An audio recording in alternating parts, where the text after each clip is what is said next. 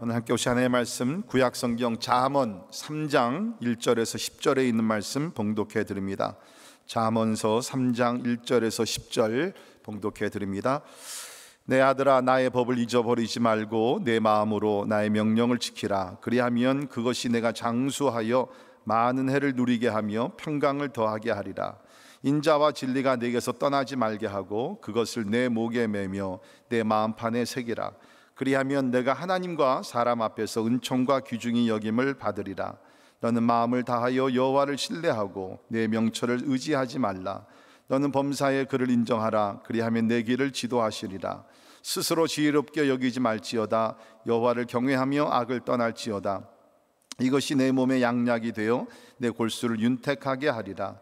내 재물과 내 소산물의 처음 익은 열매로 여호와를 공경하라. 그리하면 내 창고가 가득히 차고 내 포도즙 틀에 새 포도즙이 넘치리라. 아멘. 아멘. 우리 지난 금요일 날 우리 패밀리 월십을 가졌었는데요. 너무너무 은혜 있었고 너무너무 재미있었습니다. 혹시 금요일 예배 드리지 못하신 분들은 우리 웹사이트에 들어가셔서 꼭 지난 금요일 패밀리 월십을 꼭 한번 보시면 너무 좋을 것 같아요. 제가 가장 많이 은혜 받았던 것은 제가 설교 시작하기 전에 우리 지난 금요일은 그 유튜브 라이브 챗을 우리가 허락을 했습니다. 그래서 시작을 하면서 제가 그런 질문을 드렸어요. 제 설교가 오늘 얼마큼 기는 것이 좋을지 채팅에 한번 올려달라고. 그랬더니 어떤 분은 30초, 어떤 분은 30분, 어떤 학생은 우리 어린이인데요, 코로나 기간 동안 계속 설교해 주세요. 그런 분도 있었고요. 또 어떤 분은 무한정으로 설교해 주세요. 인피니트. 야, 참 믿음이 좋은 학생이었던 것 같아요. 우리 오늘 한번 해볼까? 지금 여기서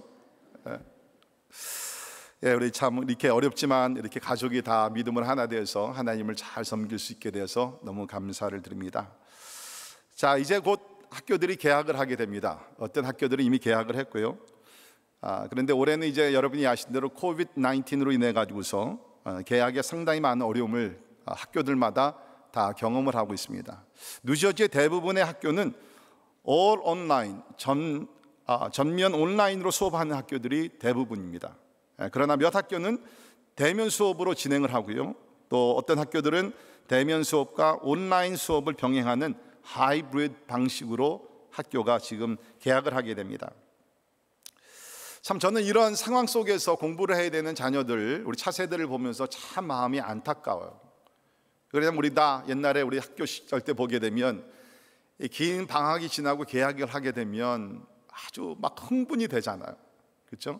새 옷을 입고 새로운 어떤 학용품들을 사고 새 가방을 또 준비도 하고, 그래서 학교에 가면은 새 선생님들, 또 새 반에 들어가서 또 새로운 친구들을 만나기도 하고, 참 이게 즐거운 이벤트인데 이번엔 대부분의 학생들이 집에서 그냥 이렇게 온라인으로 학교를 시작을 해야 되니까 참 우리 자녀들을 볼 때 너무나 마음이 참 안타까워.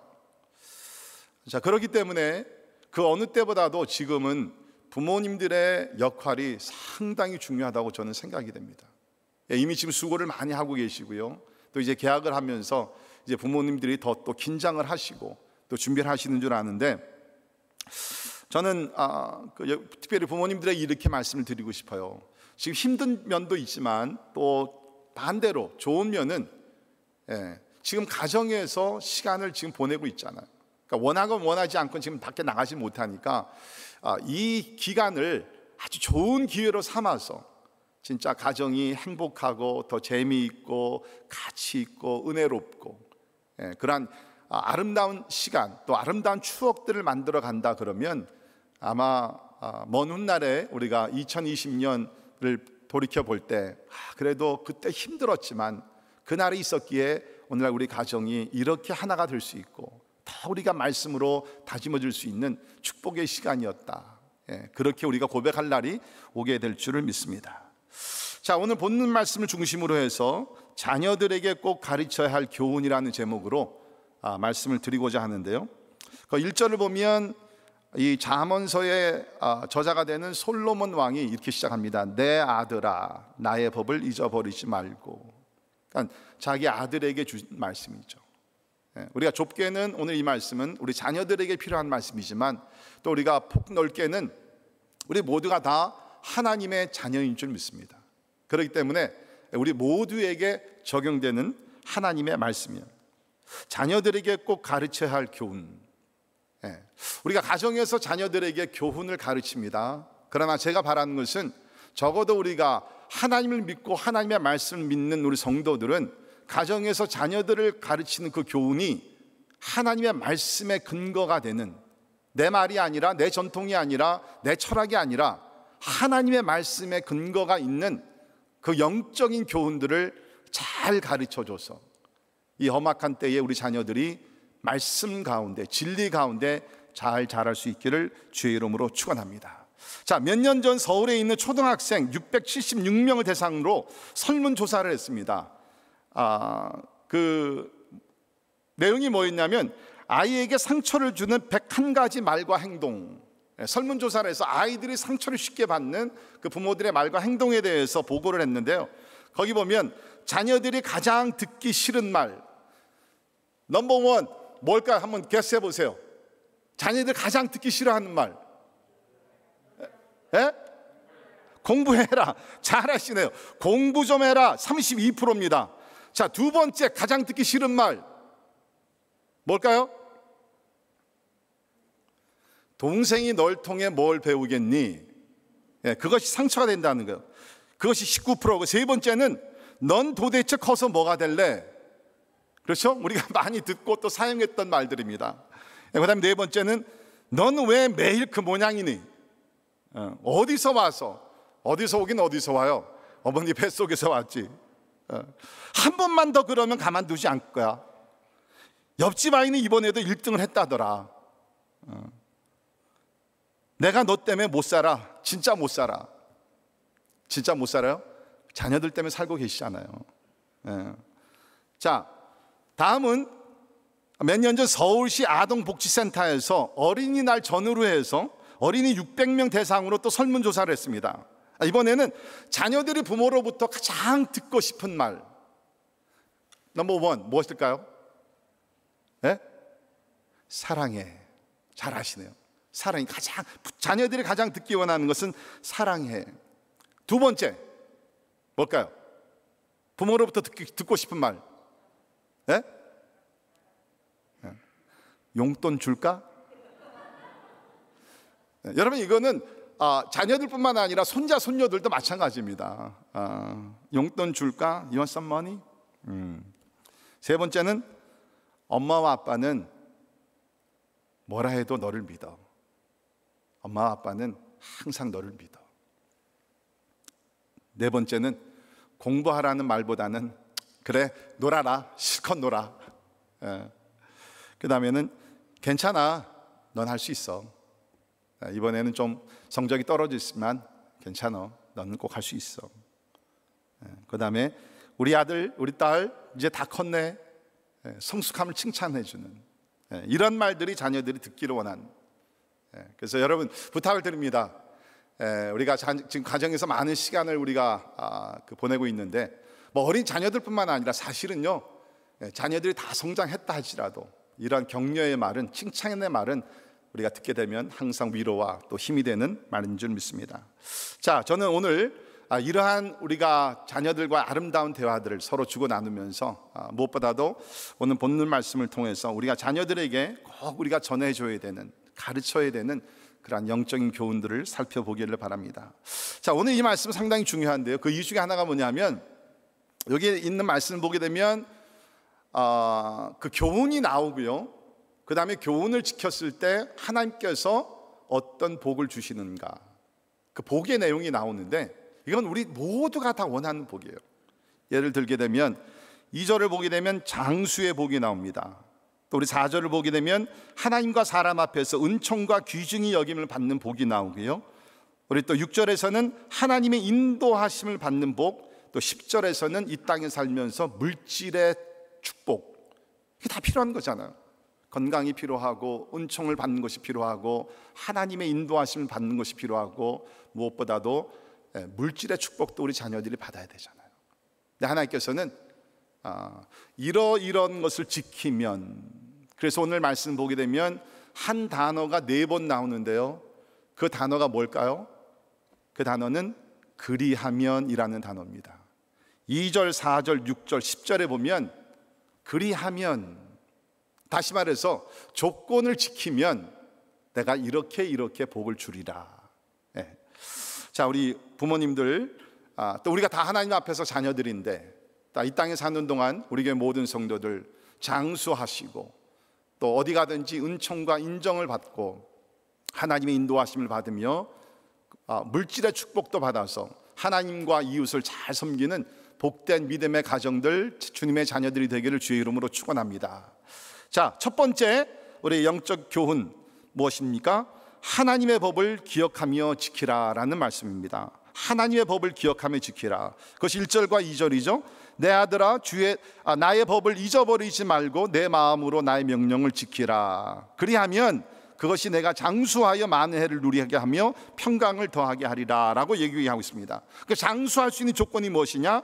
건강식품, 운동도 필요하겠지만 먼저는 뭡니까? 하나님의 법을 잊지 말고 기억하면서 지켜야 된다라고 여기서 이야기를 하고 있습니다. 여러분, 하나님의 말씀을 지키는 것과 내가 장수하는 것과 무슨 연관성이 있습니까? 아니, 내가 열심히 다이어트 잘하고 건강한 음식 먹고 하면 내가 장수하는 것이지. 아니, 절대로 그렇지 않습니다. 하나님은 하나님의 말씀을 잘 지키는 자들, 오해 마세요. 하나님의 말씀을 지키면서 내가 함부로 살는 것, 그건 아닙니다. 우리가 조심할 것 조심해야 되죠. 자, 그러나 하나님은 하나님의 말씀을 지키는 자들에게 장수의 축복을 주신다. 자, 우리 생각해 봅시다. 우리 십계명을 보게 되면 하나님께서 우상 숭배를 하지 말라. 하나님께서 성경을 보면 우상 숭배하는 자들은 뭡니까? 하나님의 진노가 임합니다. 우리의 어떠한 수명이 짧아질 수 있다는 것입니다. 우리 십계명을 보면 안식일을 잘 지켜라. 안식일을 범하면서 몸에 무리가 가게 되면 어떻게 되죠? 병이 얻게 됩니다. 그럼 수명이 짧아진다는 것이죠. 네. 또 우리가 성경을 보게 되면 부모를 공경하면 장수한다고 하나님이 약속하셨고요, 살인하면 어떻게 됩니까? 사형 선고를 받아서 일찍 죽게 됩니다. 그러니까 우리가 성경에 나오는 모든 계명들을 이렇게 살펴보면 결국에는 뭐예요? 이 말씀을 잘 지키면 우리가 이 땅에 사는 동안에 장수할 수 있는 그 조건을 우리가 갖추게 된다라고 얘기를 하고 있습니다. 여러분, 우리가 구원은 전적으로 하나님의 은혜로 받지만 물론 그 후에 받는 축복도 다 하나님의 은혜죠. 그러나 하나님은 우리에게 어떠한 기본적인 명령, 하나님의 말씀에 순종하는 것을 요구합니다. 순종할 때 하나님 축복 주신다는 것이죠. 우리 잘 아는 신명기 28장 1절 보면 내가 내 하나님 여호와의 말씀을 삼가 듣고 내가 오늘 너에게 명령하는 그의 모든 명령을 지켜 행하면 내 하나님 여호와께서 너를 세계 모든 민족 위에 뛰어나게 하실 것이라. 내가 내 하나님 여호와의 말씀을 청종하면 이 모든 복이 내게 임하며 내게 이르리니 성읍에서도 복을 받고 들에서도 복을 받을 것이며. 우리 잘 아는 말씀이에요. 근데 우리는 첫 부분은 항상 우리가 스킵을 하고 그냥 하나님 복 주세요, 나가도 복 받고 들어와도 복 받게 해주세요.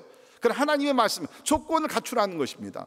내 말을 듣고 지켜 행하라는 것입니다. 그렇게 되면 하나님께서 하늘의 문을 여시고 우리에게 복을 내려주신다. 우리 예수님께서도 요한복음 15장 10절을 보면 내가 아버지의 계명을 지켜 그의 사랑 안에 거하는 것 같이 너희도 내 계명을 지키면 내 사랑 안에 거하리라. 이게 참 귀한 말씀입니다.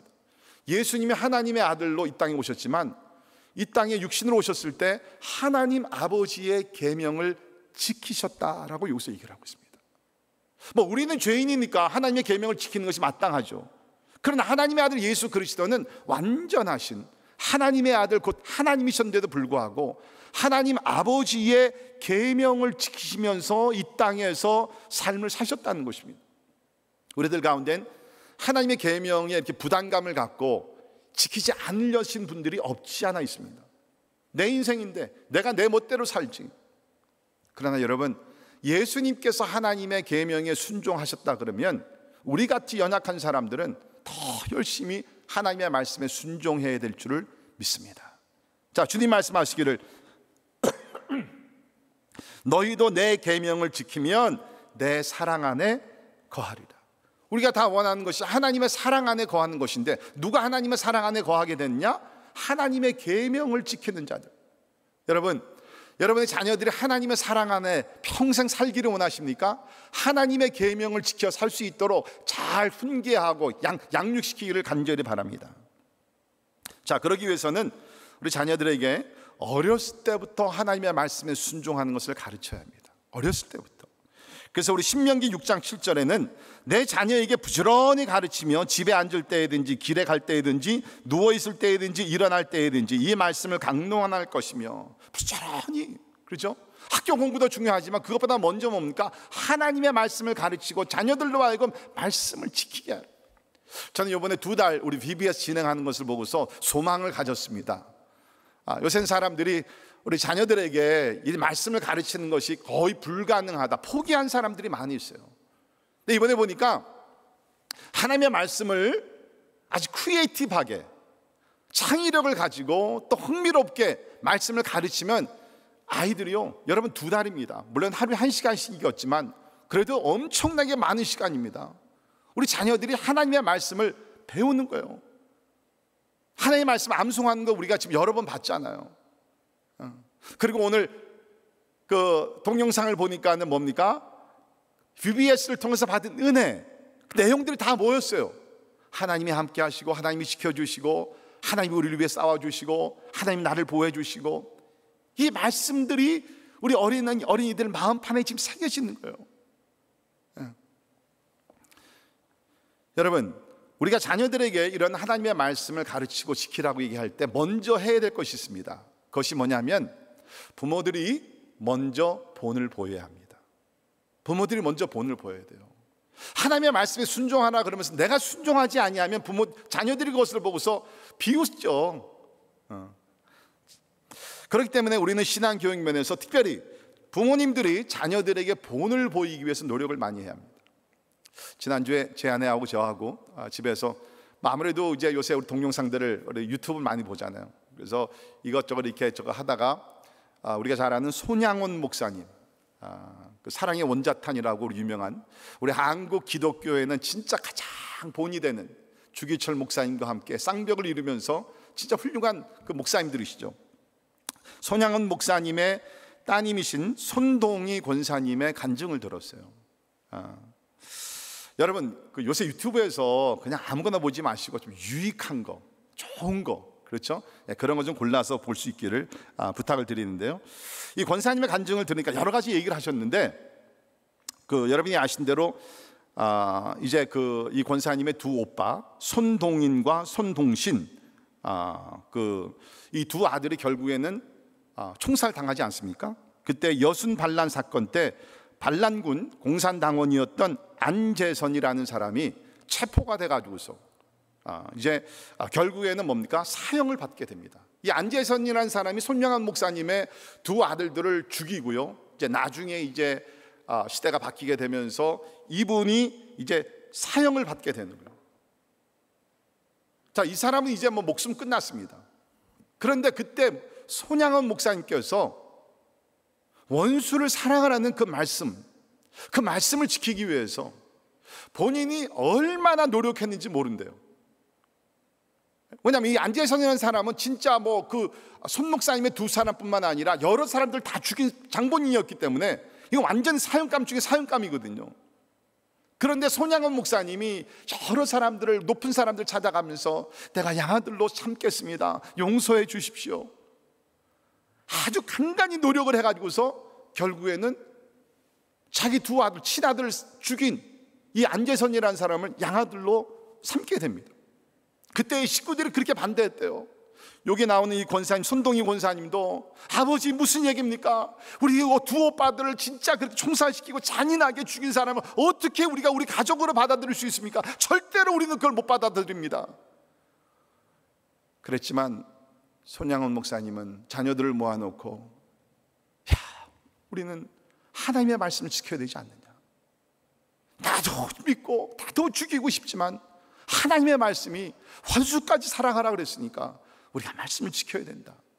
그러면서 자기 친아들 두 사람을 죽인 그 사람을 양아들로 맞아들인.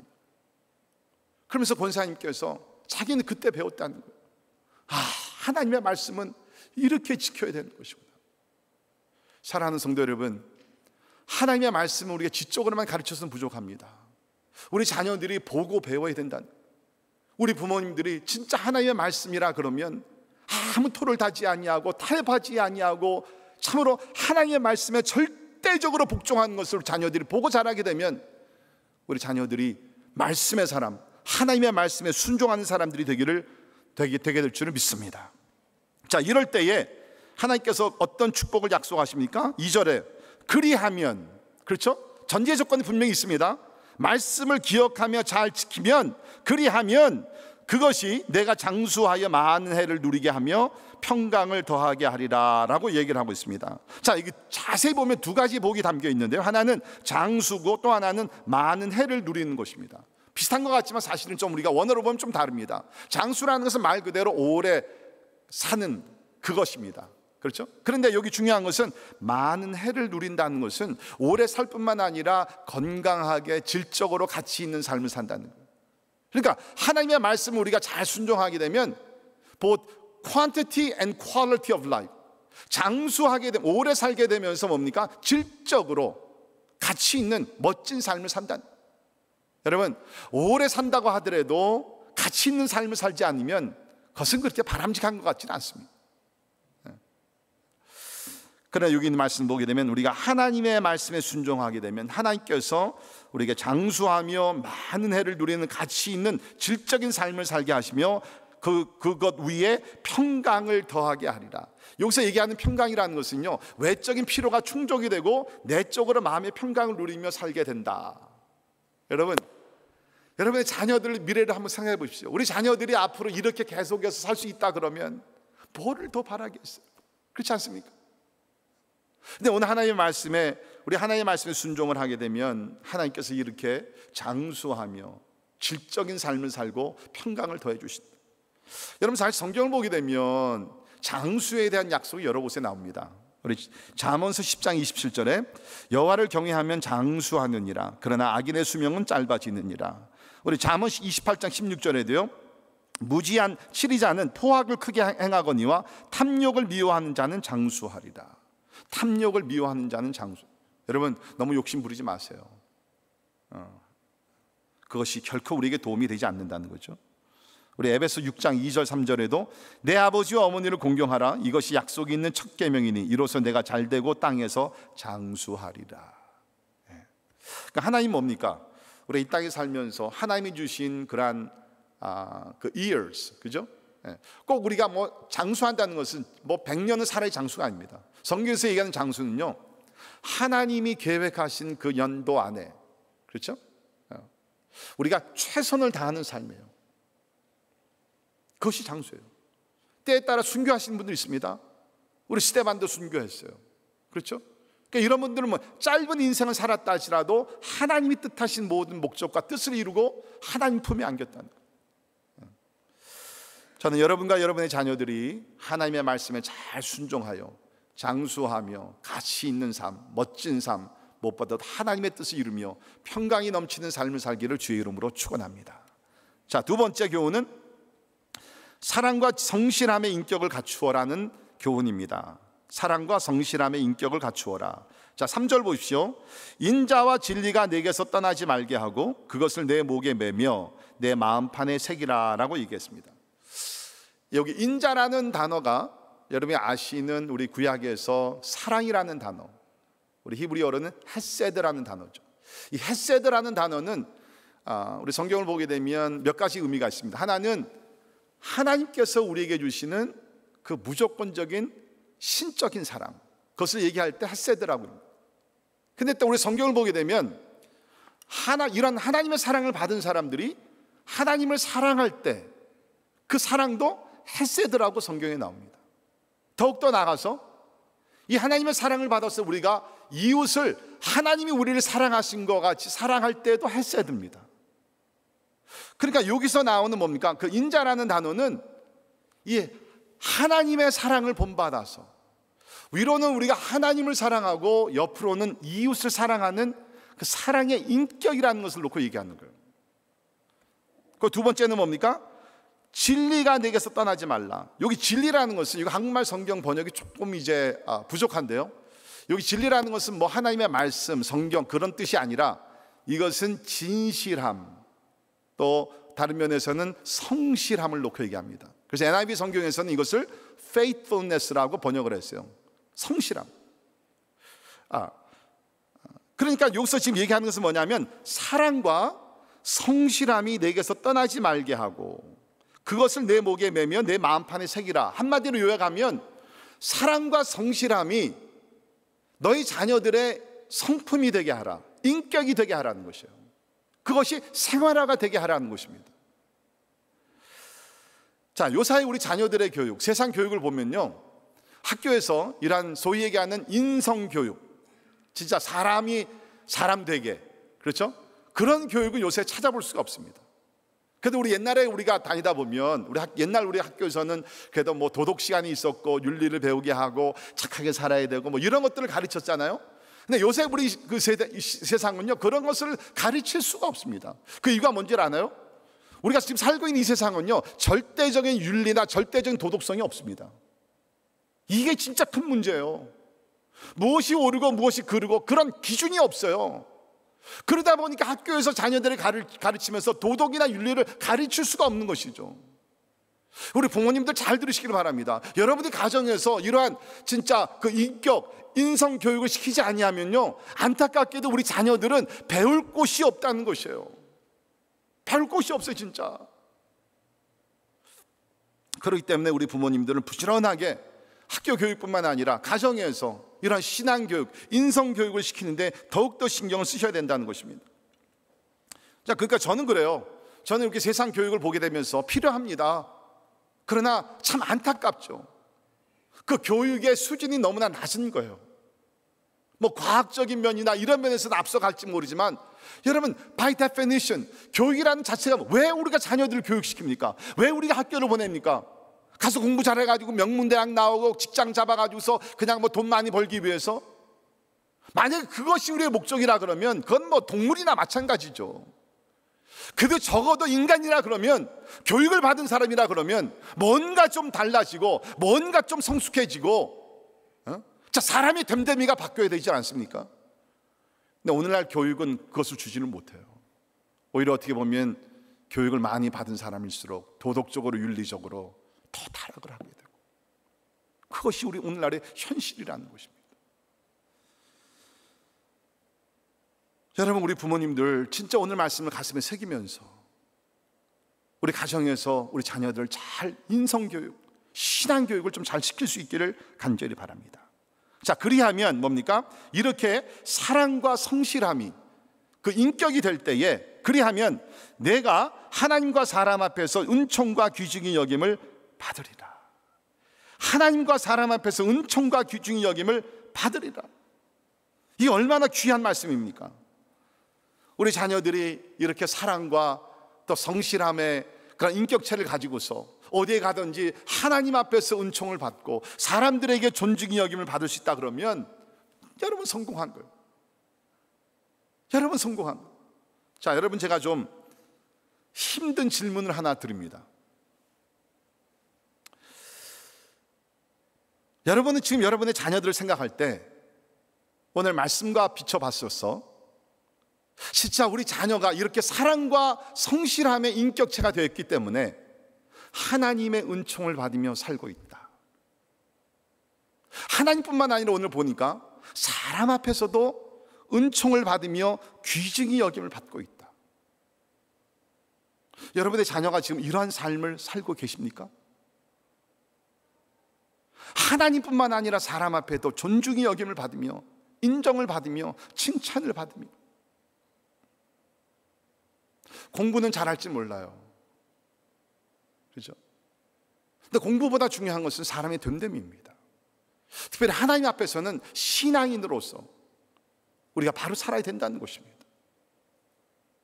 과연 우리 자녀들이 지금 이러한 신앙의 모습을 가지고 살고 있는지, 부모들은 깊이 묵상을 하고 또 우리가 생각을 해야 될 줄 믿습니다. 저는 성경에 나오는 다니엘이 바로 이런 인격체였다고 생각이 됩니다. 여러분, 다니엘의 환경이 좋지 않았죠. 바벨론의 포로로 끌려오게 됩니다. 어린 나이에. 제 생각에 아마 제가 이민 온 나이랑 비슷했을지 모르겠어요. 제가 12살에 미국에 왔는데 다니엘도 굉장히 어린 나이에 바벨론 포로로 끌려가게 되죠. 그러나 똑똑하고 또 인물도 괜찮고 그런 사람이었기 때문에 왕궁에서 훈련을 받고 또 왕을 섬기는 사람이 되죠. 자, 그런데 이 다니엘이라는 사람, 이렇게 어려운 환경 속에서 생활을 해야 됐지만 성경을 보게 되면 우리 다니엘서 6장에 보면 다니엘을 이렇게 묘사했습니다. 한번 보십시오. 6장 4절에 보면 이에 총리들과 고관들이 국사에 대하여 다니엘을 고박할 근거를 찾고자 하였으나 아무 근거 아무 허물도 찾지 못하였으니 이는 그가 충성되어 아무 그릇됨도 없고 아무 허물도 없음이었더라. 여기 보세요. 지금 그 당시에 지금 이제 다니엘이 총리가 되었기 때문에 주변에 있던 시기 질투하던 사람들이 어떻게 해서라도 허물을 찾아내요. 그렇죠? 이 사람을 끌어내리려고 그랬어요. 그러나 저들이 진짜 아무리 조사를 하더라도 주머니에서 진짜 먼지 하나 나오지 않던 사람이에요. 그가 충성되어, 우리 영어 번역에서는 trustworthy, 신뢰할 만한 사람이 돼요. 아무 그릇됨도 없고 아무 허물도 없음이었더라. 사랑하는 성도 여러분, 저는 여러분의 자녀들이 또한 우리 모두가 다 이런 사람들이 되기를 주의 이름으로 축원합니다. 우리 하나님의 말씀을 읽으면서 근본적으로 우리가 원하는 것은 뭡니까? 삶의 변화입니다. 인격의 변화가 되어야 된다는 거예요. 진짜 우리가 하나님을 사랑하고 이웃을 우리가 사랑을 하면서 우리가 어디 가든지 하나님뿐만 아니라 사람 앞에서 존중의 여김을 받고, 그렇죠? 귀하게 진짜 인정을 받는 그러한 사람. 여러분 기도하세요. 기도하세요. 하나님께서 응답해 줄 줄을 믿습니다. 자, 세 번째 교훈은 뭡니까? 하나님을 신뢰하라라는 것입니다. 자, 5절에 너는 마음을 다하여 여호와를 신뢰하고 내 명철을 의지하지 말라. 너는 범사의 그를 인정하라. 그리하면 내 길을 지도하시리라. 여러분, 우리는 지금 진짜 미래가 불투명하고 불확실한 그러한 두려움과 떨림 가운데 우리는 살고 있습니다. 이때야말로 진짜 하나님의 인도하심이 그 어느 때보다 절실하게 필요한 시대인 줄 압니다. 자, 하나님의 인도하심을 받으려면 우리 어떻게 하라 그러냐? 세 가지 명령이 나옵니다. 여기 보면 마음을 다하여 여호와를 신뢰하라. Trust in the Lord with all your heart. 마음을 다 전격적으로 하나님을 신뢰하라는 것입니다. 이 말의 뜻은, 원래 뜻은 얼굴을 땅에 대고 완전히 눕는 것을 말합니다. 영어로 말씀드리면 lying helplessly face downward. 그러니까 나는 아무것도 할 수가 없어서 하나님 앞에 무릎을 꿇고, 하나님, 나는 아무것도 할 수 없습니다. 하나님이 도와주셔야 됩니다. 완전히 하나님을 신뢰하는 것을 놓고 이야기를 하고 있다는 겁니다. 그러니까 내가 반은 나를 믿고 반은 하나님 믿는 것이 아니라 100%, 요새 말로 하면 120% 하나님을 전적으로 신뢰한다는 것이에요. 성경을 보게 되면 그런 얘기들이 많이 나옵니다.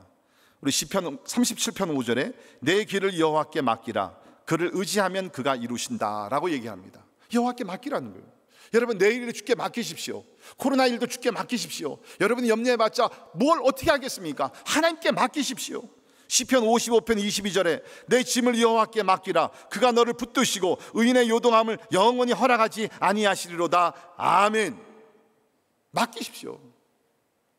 여러분이 지금 여러분의 인생을 여러분이 컨트롤하며 살고 계시다고 생각합니까? 절대로 아닙니다.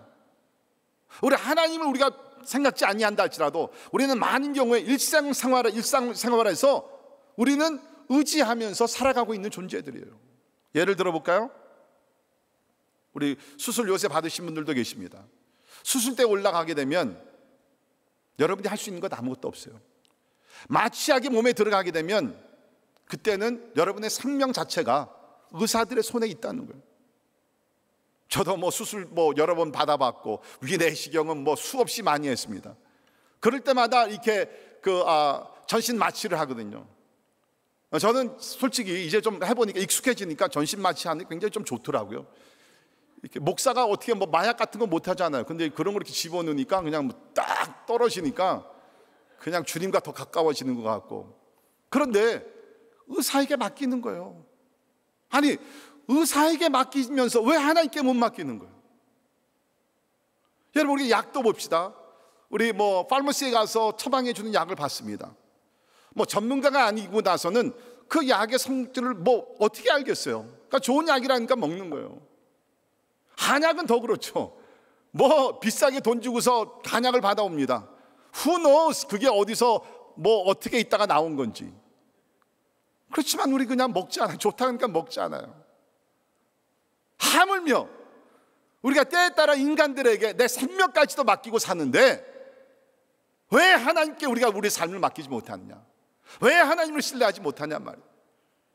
사랑하는 성도 여러분, 우리가 기도할 때마다 사용하는 말이지만 생사화복을 주장하시는 분이 하나님이신 줄을 믿습니다. 코비드-19 조심해야 합니다. 그러나 너무 불필요하게 그것 때문에 압박감 속에 살지 마십시오. 하나님께서 생사화복을 주장하시는 전능자신 하나님이신 줄을 믿습니다. 자, 두 번째는 여기 보니까 내 명철을 의지하지 말라. 여기 명철이라는 것은 사실 잠언서에서는 좋은 그러한 덕목으로 나옵니다. virtue로 나오죠. 근데 여기서 보기는 하나님의 명철은 의지하지 마. 필요하지만 내 명철은 의지하지 말라. 너의 똑똑함과 너의 지식과 너의 지혜와, 여기서 내 명철이라는 것은 하나님을 제외한 그러한 명철을 놓고 얘기를 합니다. 그런 것을 의지하지 말라는 것이에요. 그런 것을 의지하게 되면 패망을 당하게 된다. 낭패를 보게 된다. 여러분, 성경에 보게 되면 믿는 사람들도요, 이렇게 하나님을 신뢰하다가 잠시 하나님을 떠나서 자기의 생각과 환경을 의지하며 나갈지. 자, 아브라함 보십시오. 믿음의 조상 아브라함, 갈대아 우르에서 하나님께서 나타나시 말씀하십니다. 내가 너를 축복하는 땅으로 가라. 진짜 떠납니다. 나이 70 넘어가지고서 쉽지 않은 일이었어요. 떠났는데 떠나다 보니까 어떻게 되죠? 가뭄을 만나게 돼요. 그러면 거기서 하나님의 지혜를 구하고 하나님의 인도하심을 받아야 되는데, 아브라함이 이거 어떻게 하지? 그 애굽에 가면 좀 좋을 것 같은데, 한 번 기도해보지 않고 애굽으로 내려가게 됩니다.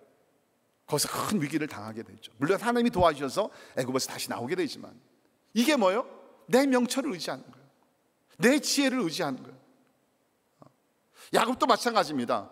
하나님께서 사실은 원래 택한 사람이에요. 그러면 하나님의 때를 기다리며 하나님의 방법으로서 이루어질 때까지 기다려야 되는데, 뭐 형에게 장자권을 빼앗고 아버지를 속이고, 이게 자기의 지혜예요. 그 결과가 어때요? 20년을 그렇게 힘들고 어려운 세월을 살아야 되잖아요. 사랑하는 성도 여러분, 똑똑하면 똑똑할수록, 잘 들으세요, 공부를 많이 배우면 많이 배울수록, 특별히 오늘 이 말씀이 우리 삶에 꼭 적용이 될 수 있기를 바랍니다. 하나님, 내가 배운 지식이 이렇습니다. 나의 지혜가 이렇습니다. 나의 경험으로는 이렇습니다. 그러나 내가 이 모든 것을 내려놓고 하나님의 뜻을 알기를 원합니다. 하나님의 인도를 받기를 원합니다. 내 명철을 의지하지 말라. 하나님이 말씀하십니다. 반대로 6절에 보니까 너는 범사에 그를 인정하라. 범사에, I like that. 범사에, 크고 작은 일, 내가 감당할 수 있는 것과 감당할 수 없는 일, 이것이 가능성이 있는 것과 가능성이 없는, 범사에, in all situation, 그렇죠? 모든 일에 뭡니까? 하나님을 인정하라. 내가 아니라 하나님을 인정하라. 여러분, 특별히 우리가 자녀들, 미국에서 자라는 자녀들에게는 이러한 부분들이 진짜 필요합니다. 왜 그러냐면, 저도 이제 미국에서 중학교 때부터 공부를 했지만, 이 미국에서는 우리 학생들, 자녀들의 어떠한 그 self-esteem, 그렇죠? 어떤 자존감을 세워주기 위해서 굉장히 노력을 많이 합니다. 어떤 면 좋은 면도 있죠. 네, 그러다 보니까 이 하나님의 말씀과 병행하지 않게 되면 진짜 자기네들이 뭐가 된 것 같아요. 진짜 자기네들이 뭔가 된 것 같아요. 저는 가끔 이렇게 운동선수들이 이렇게 뭐 운동을 하다가 이렇게 뭐 잘하면은 이러잖아요. 이러잖아요. 네? 저 두 가지 생각이 들어요. 너무 아프겠다. 저거 때리면. 또 한 가지는 뭐예요? 저 손이 하나님을 향해야 되는데. 하나님을 향해야 되는데. 우리 1세들의 문제는 자기 자신 너무 과소평가한다는 것이고요. 우리 2세들의 문제는 너무 과대평가를 한다는 거예요. To the point. 하나님을 인정하지 않고 자기 자신들을 인정하는. 그래서 우리가 자녀들에게 자아상을 높여주되, 그러나 이 모든 것은 하나님께서 행하신 것이다. It is not you, but God. 사도 바울이 얘기한 것이, 내가 다른 사도들보다 열심히 노력하고 모든 사역을 하지만 내가 아니야. It's not me. 하나님의 은혜로다.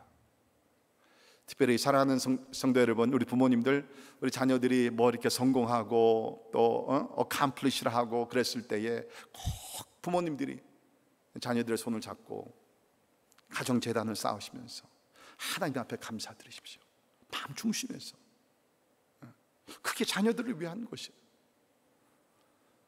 범사의 그를 인정하라. 그리하면, 드시 조건들이 이루어질 때 그리하면 내 길을 지도하시리라. 여러분, 지금은 진짜 우리가 미래가 불투명해요.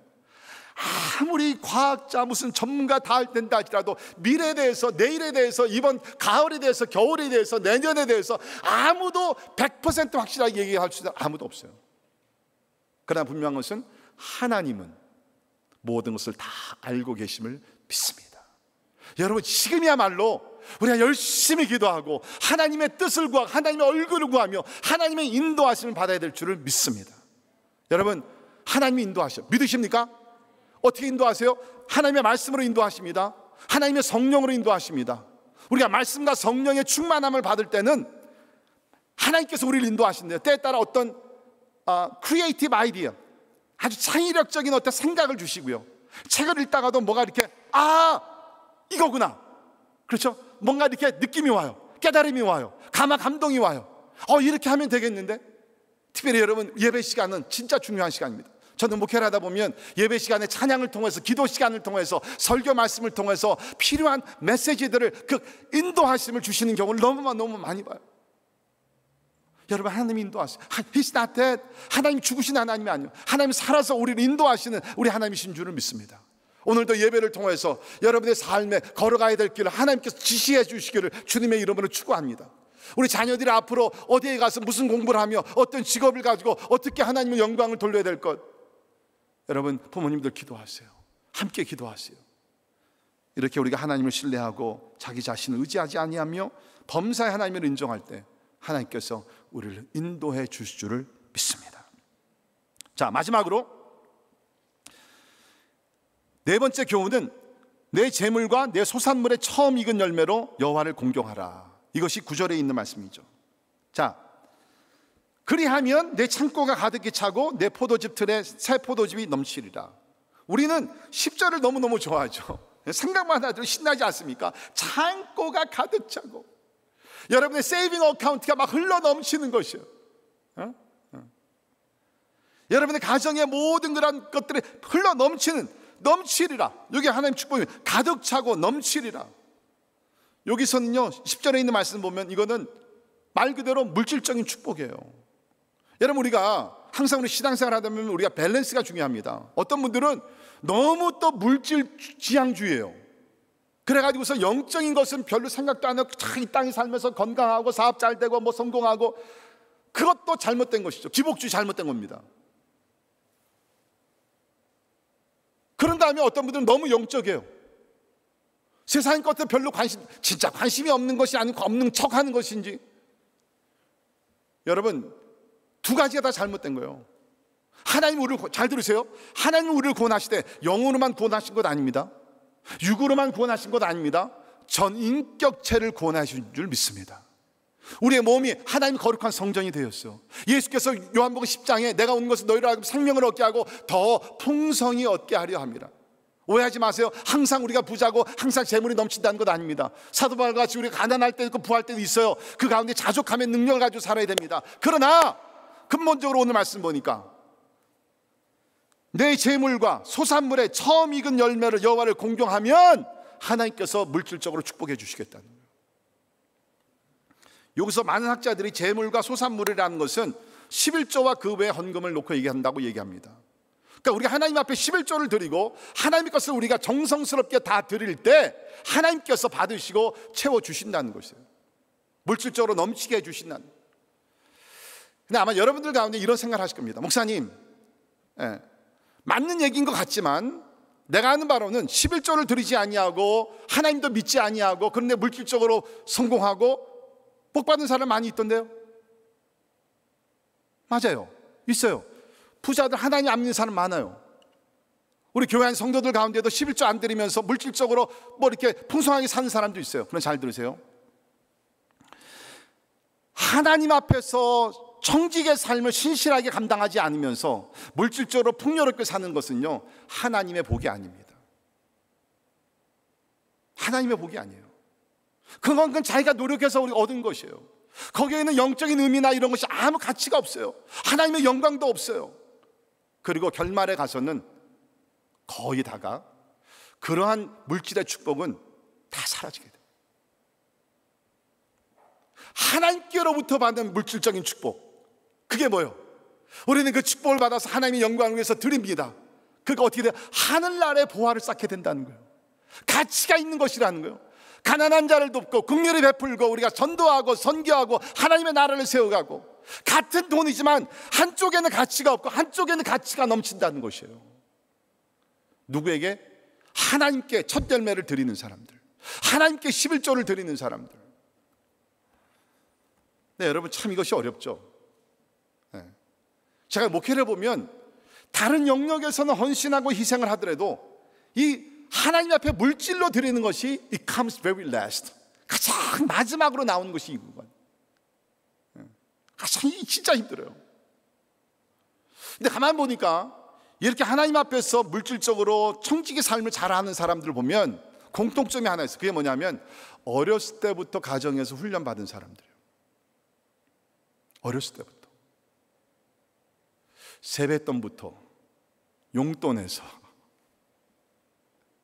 11조 훈련을 시키는 거예요. 이게 그렇게 쉽게 안 돼요. 그런데 하나님 앞에서 신실하게 하나님께 드릴 것을 드리며 사는 사람들, 하나님이 약속하죠. 내가 이 땅에 사는 동안 물질적으로 책임져줄게. 책임뿐만 아니죠, 넘치게 해줄게. 저는 우리 교회 모든 성도들 또 자녀들이 이러한 축복을 받기를 주님의 이름으로 축원합니다. 예. 자, 말씀의 결론 내립니다. 우리 모두가 우리 자녀들을 사랑하는 줄 압니다. 우리 자녀들이 이 땅에 살면서 모두 잘 살고 성공하기를 원하는 것을 압니다. 그러기 위해서는 세상 교육보다 먼저 하나님의 말씀으로 신앙 교육을 잘 시켜야 된다는 것입니다. 나의 철학을 가르치는 것이 아니라 하나님의 영원한 진리의 말씀, 특별히 오늘 제가 여러분과 함께 나눈 이 잠언 3장 1절에서 10절에 있는 말씀, 꼭 여러분의 가정에서 나누시고 가르치시고, 또 우리 부모님들 가능하면 온 식구가 함께 암송을 하면서 이 말씀이 마음판에 새겨져, 이 말씀으로 인하여서 여러분의 가정이 축복을 받고 또 축복의 통로가 되기를 주의 이름으로 축원합니다. 기도하겠습니다. 하나님, 우리에게 가정을 주심을 감사합니다. 또 우리 자녀들 하나님의 선물로 주심을 감사합니다. 우리 모두가 우리 자녀들이 잘 되기를 원하지만 그 방법을, 우리가 조건은 먼저 생각하지 아니하고 그저 잘 되기만 원하는데, 오늘 말씀을 통해서 먼저 우리가 하나님의 말씀을 어떻게 지켜야 될 것을 배웠습니다. 하나님, 무엇보다도 우리 모두가 하나님의 말씀을 잊어버리지 말고 명령을 지키는 자들이 되게 하여 주시옵소서. 하나님, 사랑과 성실함이 우리 모두의 인격이 되게 도와주시며, 무엇보다도 하나님을 신뢰하며 또 우리가 하나님 앞에 먼저 드려야 될 것을 드리는 가운데 우리가 영적으로 물질적으로 모든 면에서 풍성한 은혜를 받게 하시고 하나님의 평강이 넘치게 하여 주시옵소서. 감사드리며 존귀하신 예수님 이름으로 간절히 기도하옵나이다. 아멘. 우리 다 일어나셔서 결단에 찬양하십니다. 지금 우리가 다 불확실한 미래를 향해 달려가고 있습니다. 참 두렵고 떨리지만 하나님께서 우리를 인도하심을 확신하면서 우리 같이 찬양하도록 하겠습니다.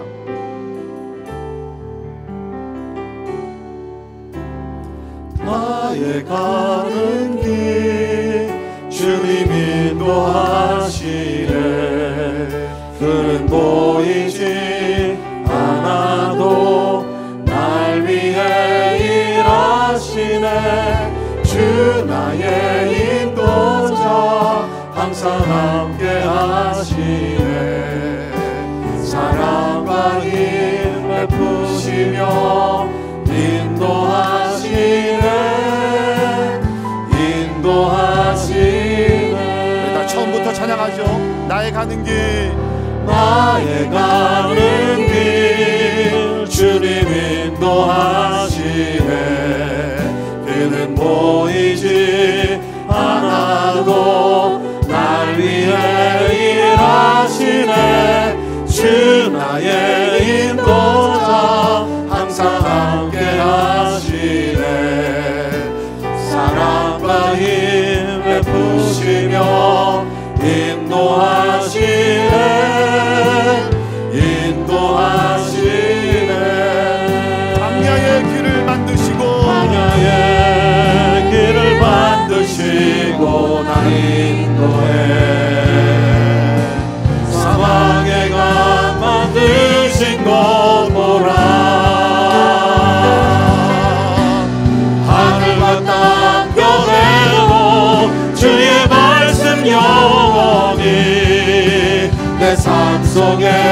새 일을 행하리. 나의 가는 길 주님 인도하시네. 그는 보이지 않아도 날 위해 일하시네. 주 나의 인도자 항상 함께 하시네. 사랑과 힘에 부시며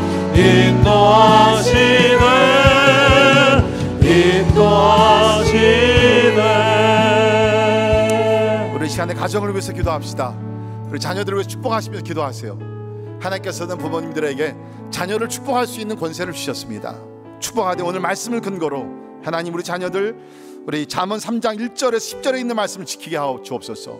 우리 자녀들이 없는 가정들, 또 우리 신혼부부들, 하나님 우리 가정이 이날 말씀 위에 세워질 수 있도록 하나님 은혜를 더하여 주옵소서. 하나님 축복해 주시옵소서. 손자 손녀들을 위해서 기도하십시오. 우리 차세대들을 위해서 함께 기도할 수 있기를 바랍니다. 하나님의 약속이 이루어지는 축복의 가정이 될 수 있도록 우리 시간 통성으로 잠깐 같이 함께 기도하겠습니다. 기도합시다. 하나님 감사합니다.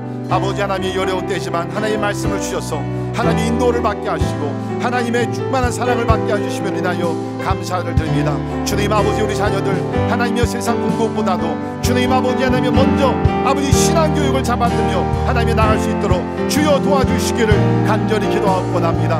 하나님의 명령을 지키게 하시고 주님 아버지 하나님의 인자와 진리가 하나님의 저들의 삶에 떠나지 아니하도록 도와주시며 주님 마음을 다하여 하나님을 신뢰하며 자기의 명철을 의지하지 말고 하나님만 의지하며 살아갈 수 있도록 주여 도와주시기를 원합니다. 그때에 우리 길을 인도하신다고 그랬사오니 하나님 아버지 도와주시고 주님 역사해 주시기를 원합니다. 부모님들에게 하나님의 기도의 영을 부어주시고 말씀의 지혜를 허락하시사 아버지 하나님 우리 자녀들을 하나님의 진리 가운데 하나님의 잘 이끌어갈 수 있도록 하나님이여 도와주시기를 간절히 기도합니다. 우리 차세대들 축복하셔서 아버지 은혜 가운데 하나님이 도와주시기를 간절히 기도하고 나오니 하나님 도와주시옵소서. 하나님 인도해 주시기를 간절히 기도합니다. 우리의 길을 주께 맡깁니다. 주여 이곳까지 인도하신 하나님께서 앞으로도 인도하여 주시옵소서. 우리 나의 가는 길 다시 앞부분만 찬양할 때에 우리 길을 주께 맡기며 우리 같이 찬양하도록 합시다. 나의 가는 길 주님 인도하시네. 그는 보이지 않아도 날 위해 일하시네. 주 나의 인도자 항상 함께 하시네.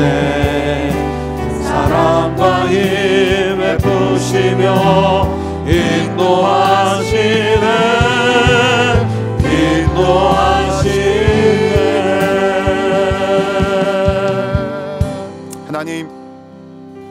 하나님 우리 구원자뿐만 아니라 우리 인도자가 되심을 감사합니다.